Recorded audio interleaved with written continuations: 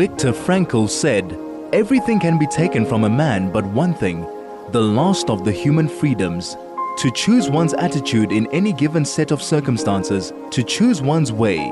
This is Finding Human with Sue Jackson. Stay tuned for the next hour as Sue explores the human psyche, what makes us tick, and how to live better, more fulfilled and more meaningful lives. Only on 101.9 High FM. Hello, this is Sue Jackson and I'm in studio with Craig. It's so nice to be here. And I am looking on the screen at Marie Sukers. Hello, Marie. Welcome on the screen to our studio. How are you today? Good morning, Sue. It is really good to see you and to be with you. I should say a blessed new year to you again and to your listeners. I am doing very well. I'm in the middle of the Karoo. It's a bit hot here. Okay. I need to offer you my little fan that I carry everywhere. Can you see it? Yeah. Marie, that song that was just playing now, I think Craig probably chose it. Look for the good in everyone and look for the people who will set your soul free. I feel that very much is exactly what you do. Let me just introduce you a bit. Marie was a member of parliament for the African Christian Democratic Party for 4 years. And she's now has started a program called Voice to Parliament, and which I think is amazing. It's to fight for Christian democracy in South Africa and for the family. And their core foundation is a healthy family. Marie and I were together last year in, I think it was October. If you'd like to listen to our podcasts, please do so. You'll find it on High FM under Sue Jackson, Finding Human, or under Marie Sukers, High FM, and on YouTube. It's also on my YouTube channel under Les Glassman. So you can listen to us if you would like to. We'd love some feedback from you. But today I have called our program Carve a Tunnel of Hope, because yesterday was Martin Luther King's Day. And it's something that he said. He said, carve a tunnel of hope through the dark mountain of disappointment. And yesterday was also the inauguration of President Trump as a president of the United States. So it was a very busy weekend, actually, and a very emotional weekend. I watched our hostages, 3 hostages being freed, and I'll get back to that shortly. Marie, tell me what you would like to most, what is your biggest message that you want to put across today?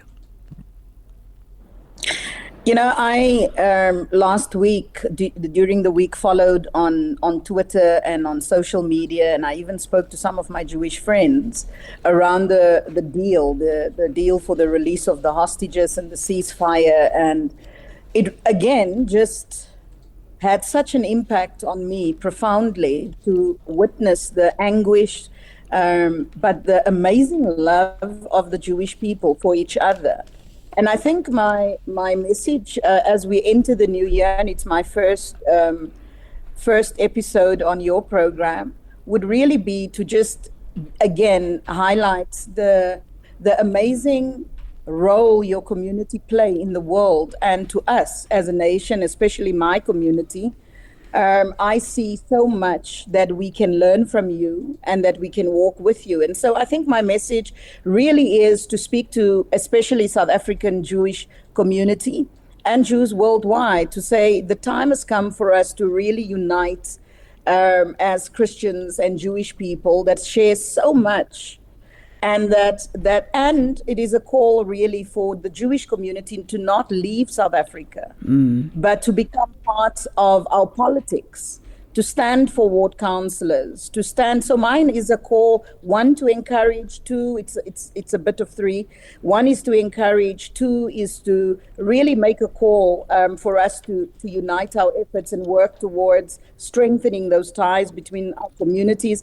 And 3, a very clarion call for especially women to stand up for political office so that we can change our country. You need it, by the way, in Gauteng. We need more Jewish counselors there in Gauteng, fill those chambers there, so that we counteract the very divisive left-leaning communist ideology of Mr. Lesufi. You know, it's very interesting what you said, because I read your article. If anyone would like to read it, go onto Google. It says, Israel, time for moral clarity, not continued propaganda. And you spoke about the Tutu Trust. Now, funnily enough, not funnily enough, but people had mentioned the Tutu Trust and the disappointment in what was happening. And just tell me a bit about your article. What made you write it? Because it was in December that you wrote it, the 9th of December, yeah. And it was a very strong message. What motivated you?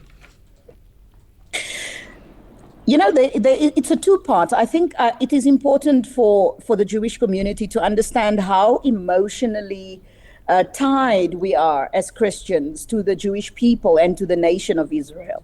So it comes from this affection and love for the Jewish people that is birthed out of our faith.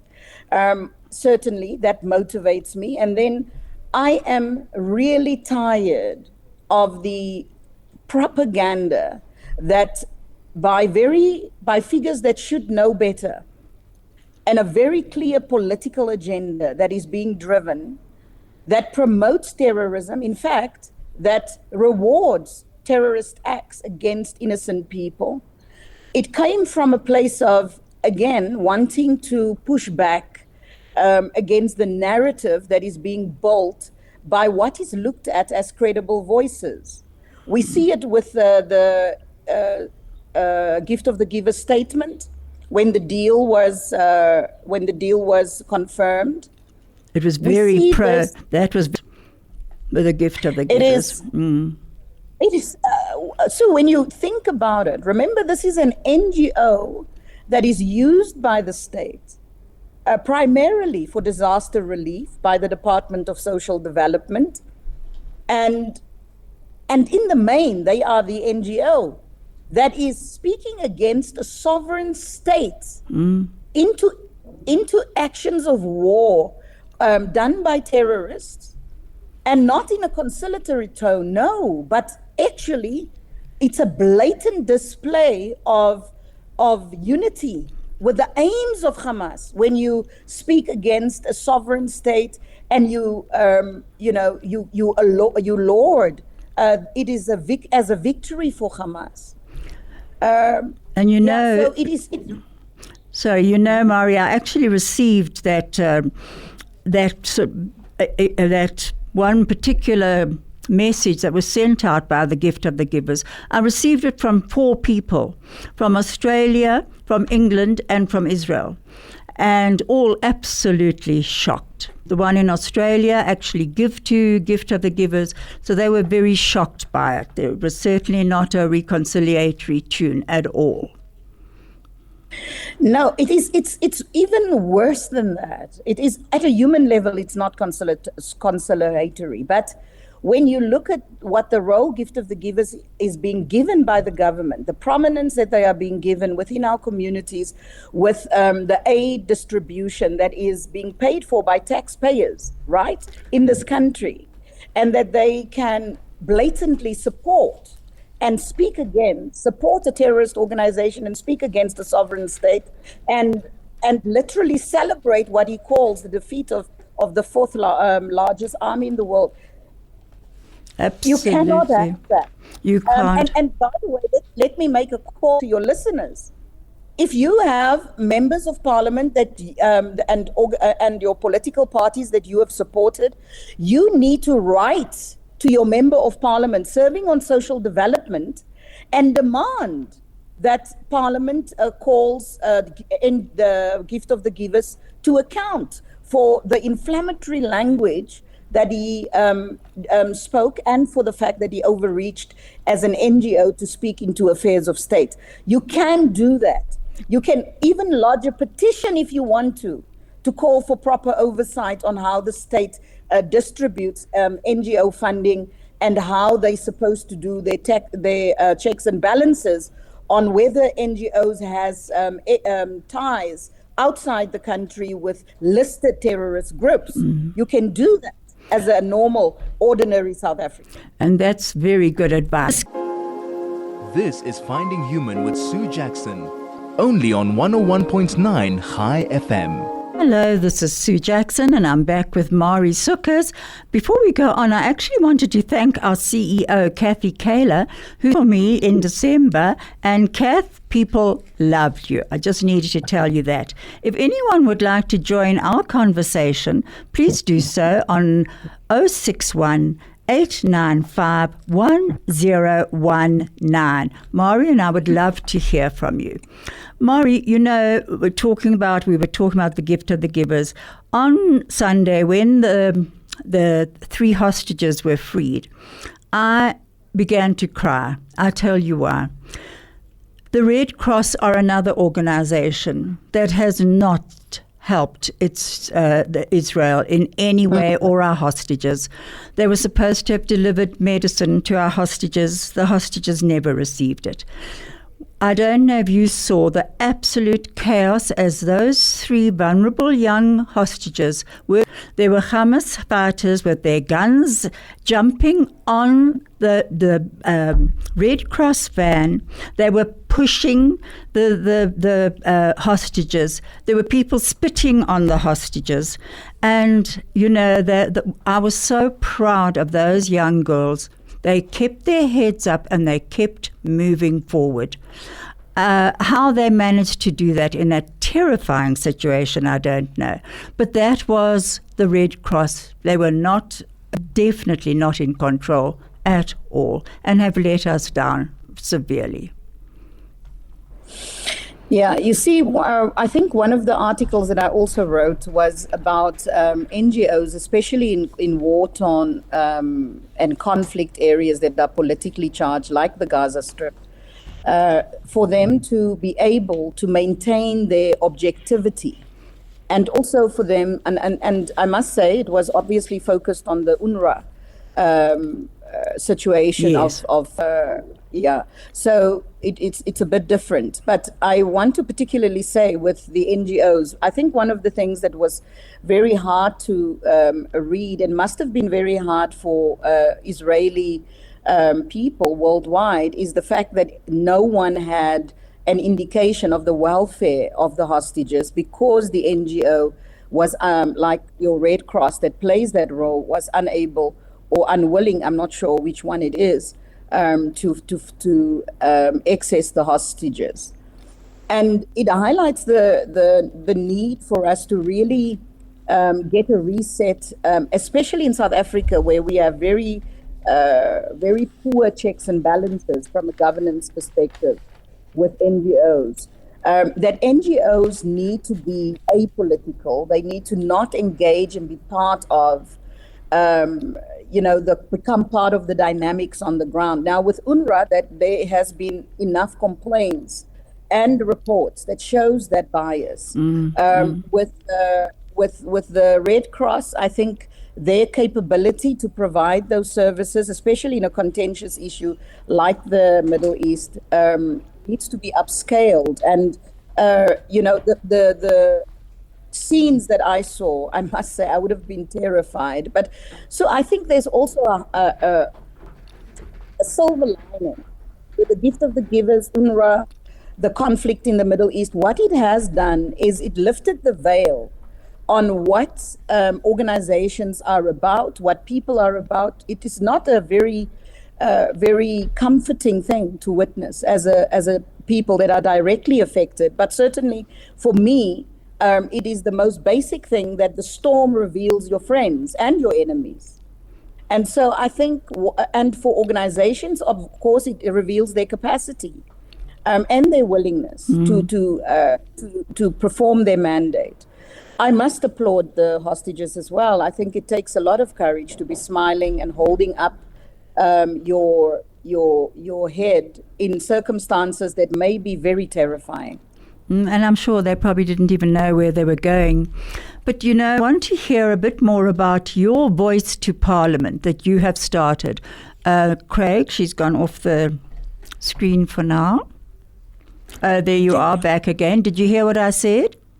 I asked if you Yes, I did. Okay, tell me a bit about that, because you said in our last program that the circumstances call you to make decisions often.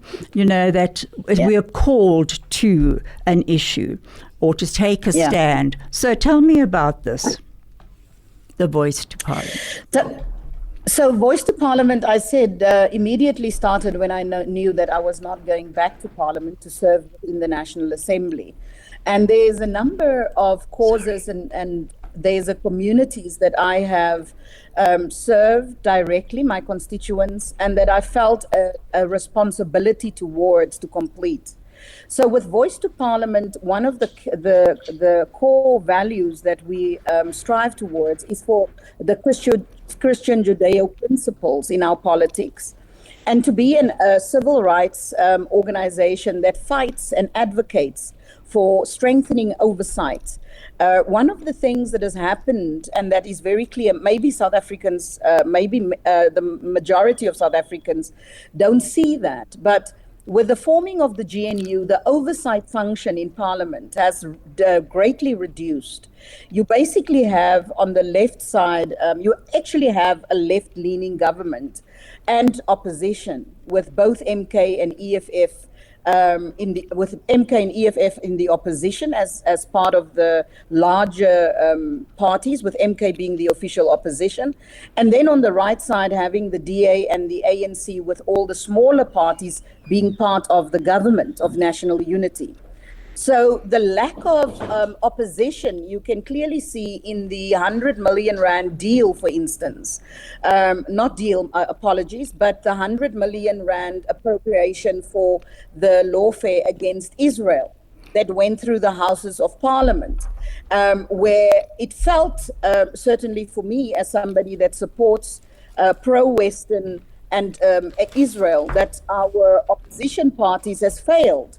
And I'm talking about parties like the Democratic Alliance, that is now part of the government of national unity, and because of that are then championing the agenda, in essence, of an ANC minority part, in the minority, the ANC is at the moment, but they still drive and lead the policy agenda, particularly as it relates to Israel and to other matters that affects my constituency. And so Voice to Parliament is to advocate, one, for the voices of our communities and continue the fight against this pushback on Christian Judeo principles, with the core being the heart of with the heart of it being family.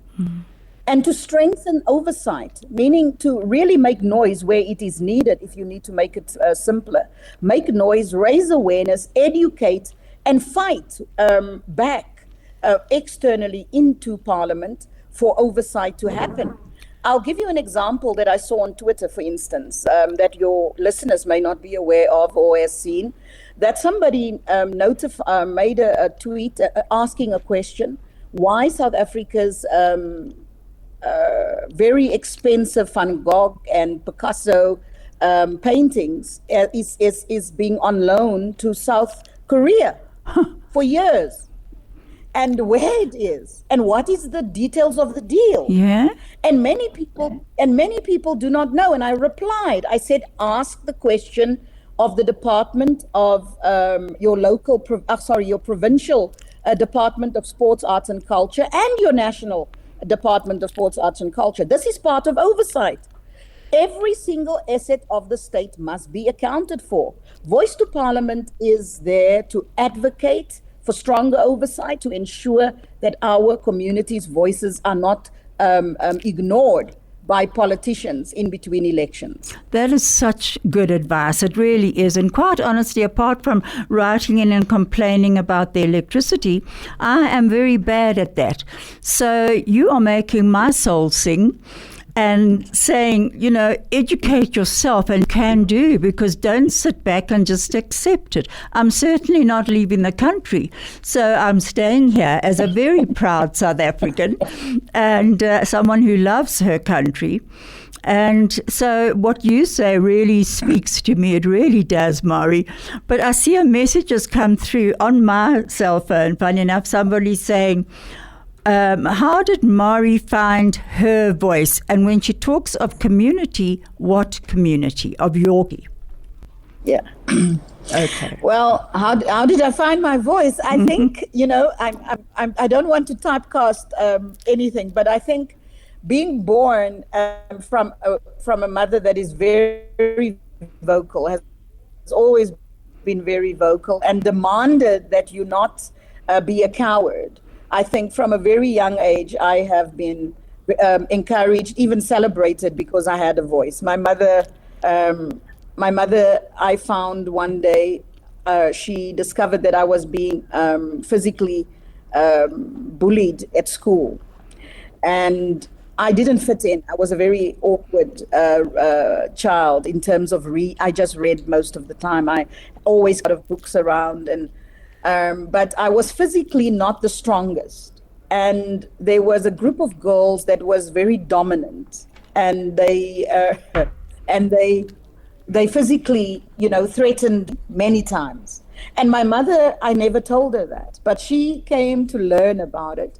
And one day I passed the window one afternoon, we milk on the farm. And so every time at 5, the cows come in, you go fetch milk. So I was coming back. Under the window, I hear my mother's voice. Say this to the teacher. My mother couldn't write. Marie is a dreamer. And just those words, she said it in Afrikaans, of course. Marie is a dreamer. And she does not fit in easily with other children. And, my mother gave me my voice that day because she saw me for who I was. And it's the way she raised me. So I think I found my voice from a very young age. I've been physically not the strongest, but believe me, I had a mouth. Wow. And in terms of sorry, let me just pick up on your mom for a moment, because what an extremely powerful woman she actually was. Marie's kidnapped and sold at the age of 11. She had her first baby by the time she was 12 and a half. And she was severely abused by her husband, who was much, much older, and when Marie was a baby. And she brought up these 3 children. She did but look at that strength of the woman in the home to say, talk up for yourself. Wow, Marie. Now let's go back to your community that they've asked. Yeah, I'm a good South African mix, of course, in terms of genetics. But in terms of community, when I speak of community, I obviously feel that as South Africans, our communities is what I serve. But the community that I come from is the colored community. I grew up in the Western Cape, as you know. I was also the representative of the the provincial, I was taken from the regional list of the Western Cape. So from a geographic perspective, from my origins, that would be the communities that I come from, And then also your husband played a big role in your emotional well-being, because you had said that you didn't believe in marriage, but he convinced you. He himself was a strong Christian voice, and you'd been studying at the Rema Church, and he was a strong voice to you to say, women are very special, and you are special. How amazing that you probably looked and found the man that you needed to push you forward in life. It is. He still is. He's still a very vocal voice. I always say to him, he said that he never wanted to marry a conventional woman. Well, I ask him a lot of times, how's that working for you after so many years? Don't you wish you had a conventional woman? And he would have never married. He didn't want to marry the silent type. I said to him many times after a fight, I do think you now wish you did marry the silent type. But my husband did play a big role in me finding wholeness, emotional wholeness, just because he didn't come from a rich family, but what he did come from is a stable family and a loving family.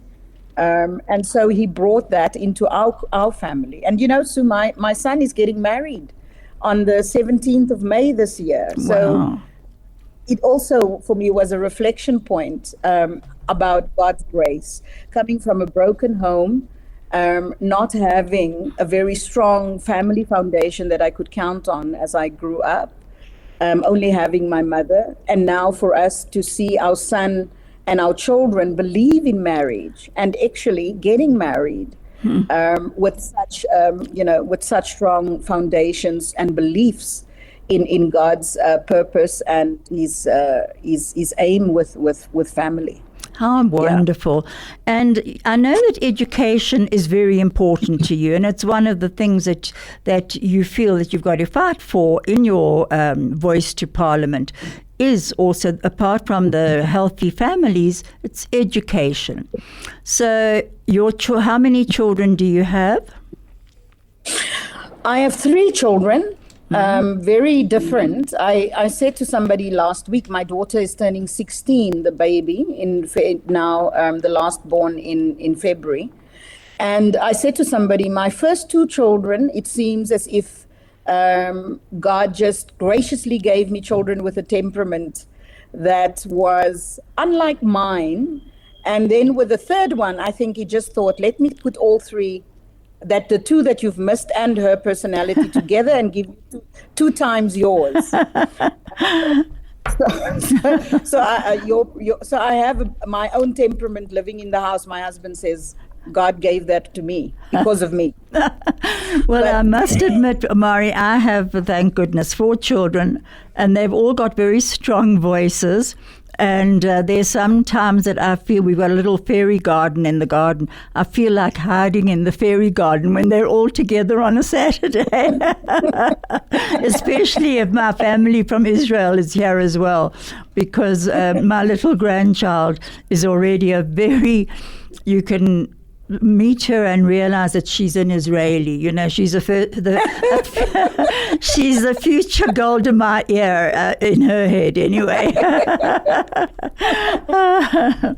Now, we're going to be playing a very short clip shortly, not right now, but just now, on a clip of yours about Israel. But I know that we're going to add, Craig's telling me we're going to ad break. This is Finding Human with Sue Jackson, only on 101.9 High FM. Hello, this is Sue Jackson with Marie Sukers as my guest, and we're about to listen to a very short audio clip by Marie. It was on a solidarity tour as an ACDP, the Christian party in Parliament, going to Israel. Thank you, Craig. You cannot kill the innocent, burn their houses, kidnap them and take them far from home and say that it is a just cause. My name is Marie Sukers. I'm from South Africa. I'm a member of Parliament in the National Assembly. And as a political leader in a country that comes from a fractured past, the responsibility of leaders to embrace principles of justice and peace has never been more emphasized to me than this experience. The world owes Israel an apology. What our government has done has literally isolated and marginalized the Jewish community in South Africa that has contributed to our country. We are sorry that we did not come to assist with a path that will take you out of war and in a conflict that has really been painful for you and for your families. We are sorry that we contributed to your sense of isolation and being alone in this, and for you to relive the threat. We need the Jewish people. We need Israel to continue to exist.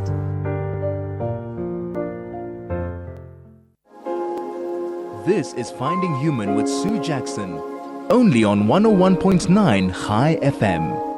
Hello, this is Sue Jackson, and you've just been hearing Marie Sukers when she was in Israel, And we've got a few messages here. The one says, yes, we love our Jewish friends. As a Christian, I personally wish I had more Jewish friends and could be there to help more in these troubling times. Please get hold of me if there's anything I can do besides praying for Israel and Jewish people in the diaspora. And this, when I watch TV and watch the hostages released or hear any Jewish music, it takes me back to my time living in Israel, and my heart just longs to go back there for another holiday. May God bless you all this year. Catherine Stain.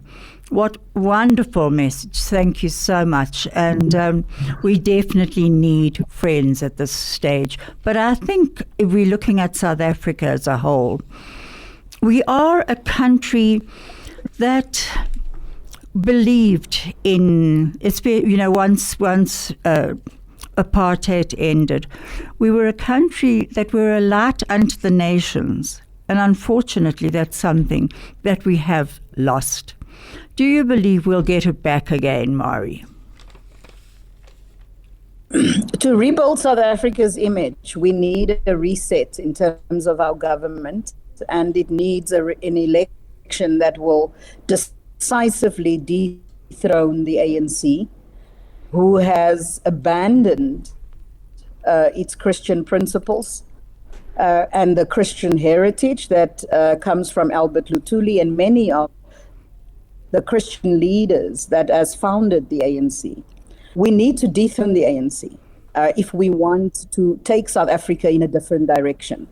And we cannot afford a GNU that basically is led by the ideological positions of the ANC. And so we need a political reset. For us to do that is going to take a lot of hard work, and it's going to take a lot of, and that's why I focus on the word community so much, because at the heart of change in South Africa, from a political perspective, at the voting box, at the voting ballot, for victory to happen, you need to have change at a community level. You need to have the social structures and support that will take people out of voting for a food parcel, for wine, for 300 Rand. If we want to change South Africa, you will have to change it from the ground up. And that's why community and diverse community building is so important around shared principles. It will take for us a lot of years. Our generation would possibly set the foundation for a new South Africa. But it is going to take more than 2 decades for us politically, in terms of terms. If we look at political terms now, which is a political term is 5 years. It's going to take us a long time to reset South Africa on a different course, change what is the mess in governance that is all over our municipalities and that. Because the image of the country is based on the reality of the lives of people within it. So the wellness of the nation inevitably will lead to a country whose image improves. You cannot have people come to our country, be killed on Table Mountain as they take a hike, or people are driving in the middle of rural South Africa and they get hijacked. And the image of the country remains positive externally. You cannot have a surgeon, world-renowned surgeon, traveling with his family from the airport to Cape Town, which is barely a 15-minute drive. And because of Google, he gets misdirected and get killed in front of his family.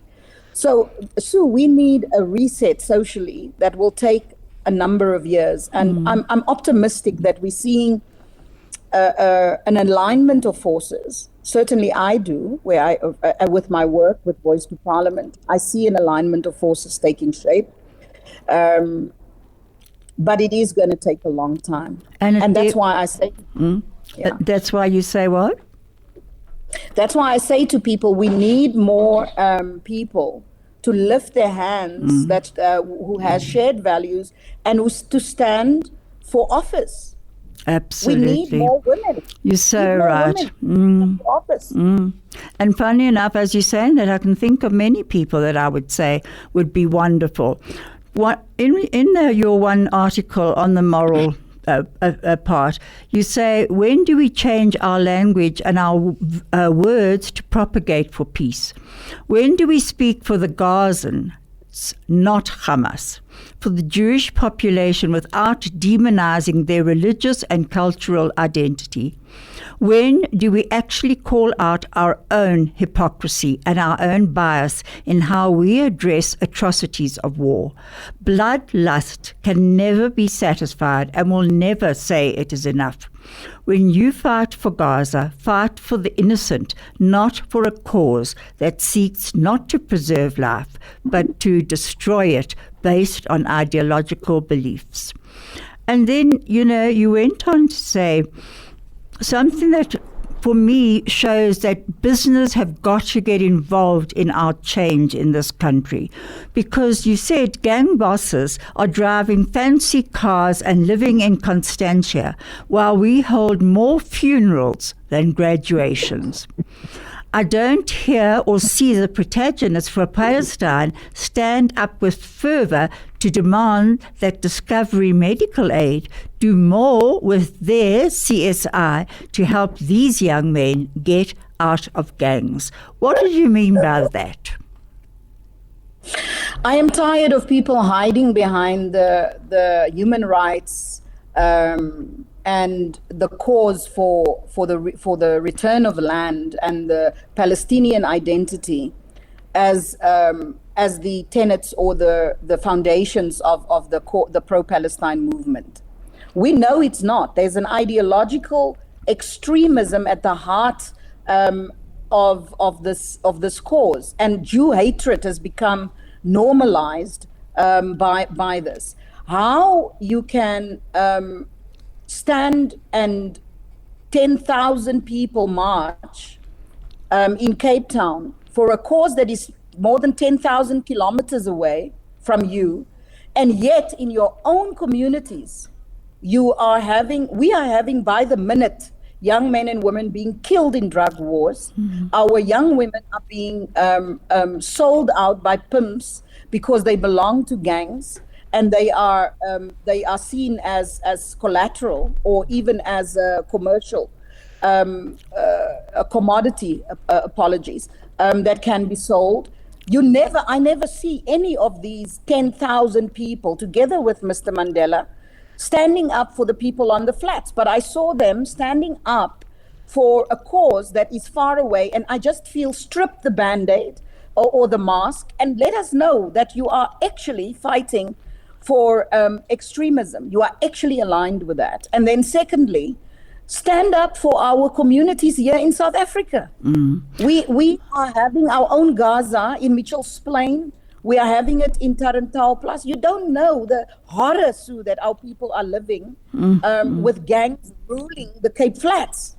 We literally have organized crime that has taken over my communities, and not a single person that is at the front of this fight for Palestine who is actually living close to these communities has taken it up. So it was calling out the hypocrisy, and then also at the same time to display the pain that we feel when our own communities, when there's this, it is an ideological political altar that is being raised in South Africa. And while the needs of South Africans and the need to curb violence in our own communities goes largely ignored. Absolutely. We'll get back to that. This is Finding Human with Sue Jackson, only on 101.9 High FM. This is Sue, and I'm back with Marie Sukers. Marie, somebody said you said Mr. Mandela, but I think you probably meant Mr. Ramaphosa. No, I mean Mr. Mandela, the grandson of Mr. Mandela, who has been at the forefront of the pro-Palestine marches in Cape Town. Yes, I've noticed that. I'm pleased you clarified that. When you say that about what's happening on the Cape Flats, it's happening here in Alexander. It's happening in all the shanty towns that are going up all over our country. And as you say, you see these young girls standing on the side of the roads in the middle of nowhere, between Brits and Tabazimbi, you see them. And, people up there being picked up and paid for their services. I mean, it's just too shocking what's happening. It's very heartbreaking. And you say that we seem paralyzed. No one demands accountability by an ongoing campaign to stop the war in our own streets. We seem paralyzed. So your idea now, are you getting followers? Do people following you in your quest to change the world? To change the world one person at a time. Yes. I have, it's one person at a time, one community at a time.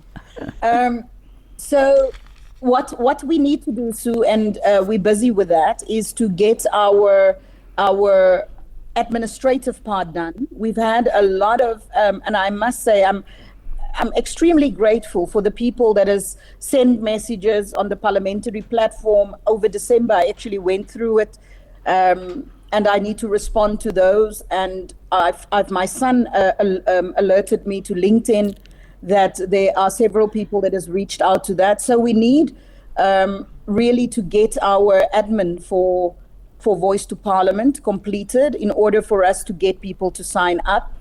And take, and follow us. We will have this done by the end of January. I came back this Monday to start working. We really needed to take time out because I didn't actually post the election defeat and the loss of my seat. We immediately went into fighting for the Bella Act, against the Bella Act, and advocating and mobilizing, taking the fight to the next level, because I was no longer a member of Parliament, but I really needed to continue the fight on behalf of the constituents who has put their trust in us.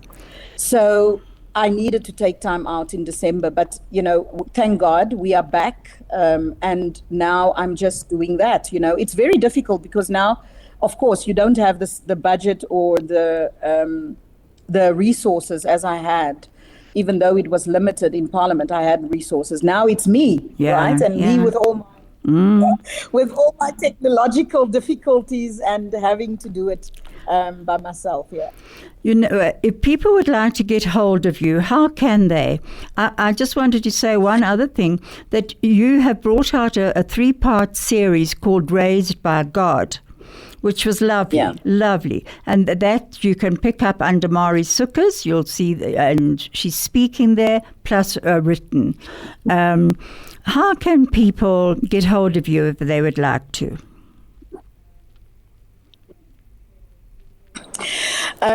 So they can get a hold of me on my cell phone, 062-338-1156.